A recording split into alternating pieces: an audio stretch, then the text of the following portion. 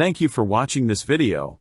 Here's a step-by-step guide to accessing the Release Radar playlist on Spotify. Open the Spotify app on your mobile device. Tap on the Home tab to discover new music and playlists. Look for the Made For You section and find the Release Radar playlist. Tap on the Release Radar playlist to explore fresh music from your favorite artists.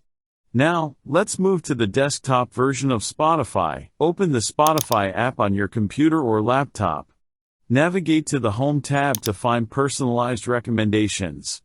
Locate the Made For You section and discover the Release Radar playlist. Click on the Release Radar playlist to unveil a world of new music. Enjoy discovering new music that resonates with your taste. If you found this information useful, please like this video, subscribe to our channel for more updates, hit the bell icon to receive notifications, and leave your comments below. Thank you again for watching and supporting us.